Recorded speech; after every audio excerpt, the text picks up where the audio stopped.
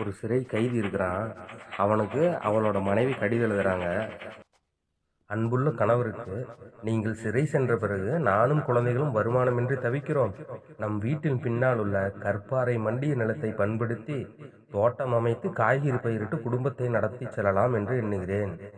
ஆனால் நிலத்தை தோண்டும் வழிமுறைதான் தெரியவில்லை அப்படின்னு கடிதம் எழுதுறாங்க. அந்த கைதி ஒரு வாரத்துக்கு அப்புறம் திருப்பி பதில் எழுதுறான். குடும்ப செலவுக்காக வேறு ஏதாவது வழி செய்து கொள். பின்னால் இருக்கும் நிலத்தில் கை வைக்காதே. அங்குதான் நான் கடத்திய தங்க கட்டிகளை புதைத்து வைத்துள்ளேன். ஏதாவது செய்ய போக பிறகு எனக்கு வைத்த இடம் மறந்துவிடும் அப்படின்னு திருப்பி பதில் எழுதுறான். ஒரு வாரத்துக்கு அப்புறம் மனைவியிடமிருந்து கடிதம் மறுபடியும் வருது.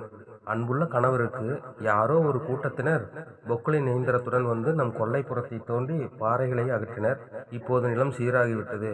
ஆனால் தங்க கட்டிகள் எதுவும் இல்லையே. கைதி திரும்பவும் மனைவிக்கு கடிதம் எழுதுறான். அவர்கள் காவல்துறையினர், நான் உனக்கு எழுதிய கடிதத்தை படித்துவிட்டு தங்கம் தேடும் ஆவலில் தோண்டி இருப்பார்கள். ஆனால் உண்மையில் தங்கம் எதுவும் நான் புதைத்து வைக்கவில்லை. இப்போது நீ காய்கறி தோட்டம் பயிரிடு அப்படின்னு சொல்லிடுறான். ஒரு புத்திசாலி தனது காரியங்களை எங்கிருந்தாலும் செய்து முடிப்பான்.